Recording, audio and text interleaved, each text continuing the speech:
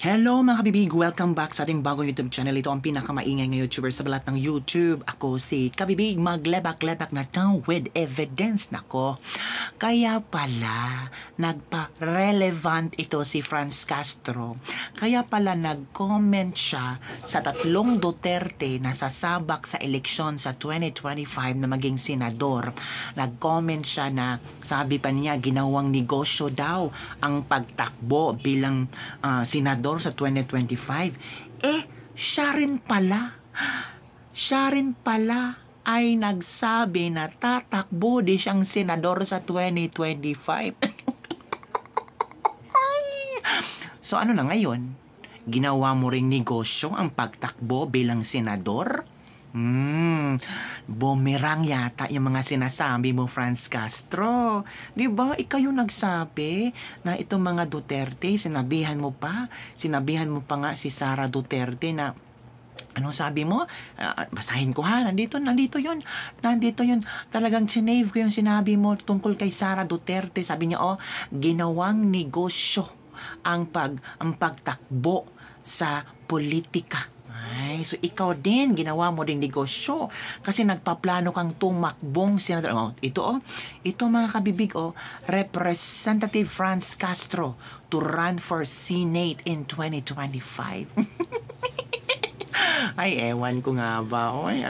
Alliance of Concerned Teachers Act Representative Franz Castro on Wednesday announced that she will run for senator in 2025 midterm elections.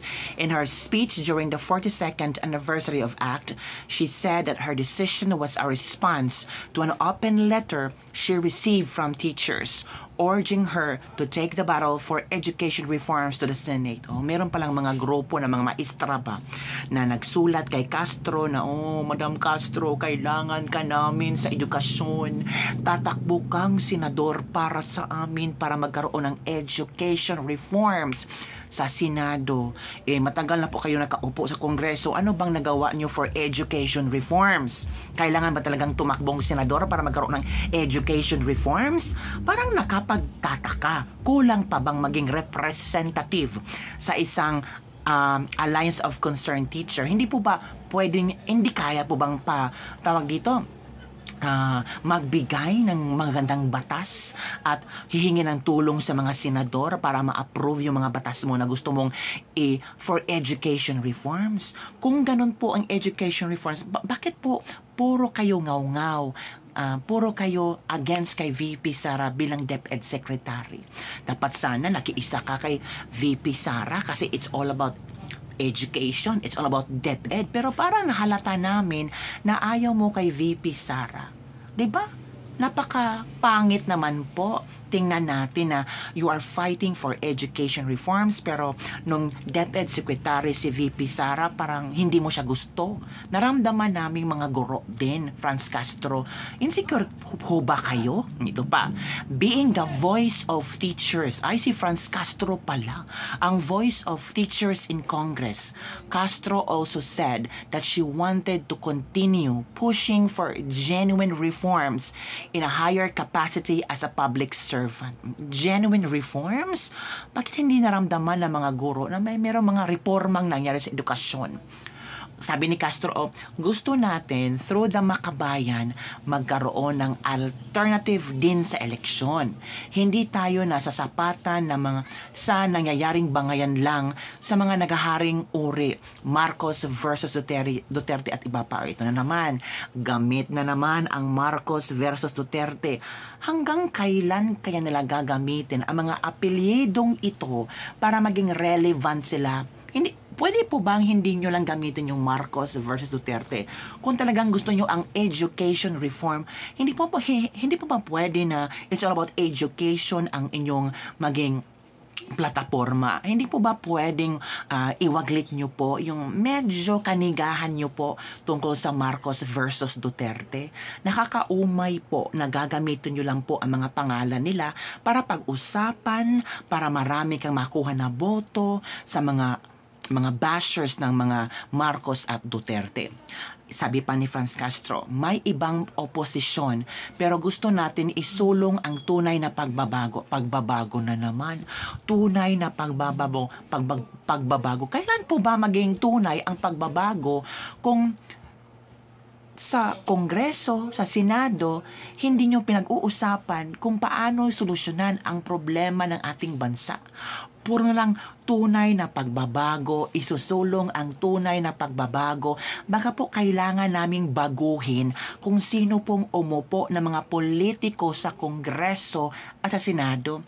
Baka kung maiwaglit kayo dyan, baka maramdaman namin ang tunay na pagbabago. Kaya gusto nating magsulong na isang makabayan na alternatibo na tatakbo sa Senado. Tinatanggap ko po ang hamon ng Alliance of Concerned Teachers at ng ating sambayanan. At ng ating sambayanan? Nako kabibig, comment below kung kayo ba, hinahamon nyo ba si Franz Castro na tatakbong senador? Baka ramdam lang niya.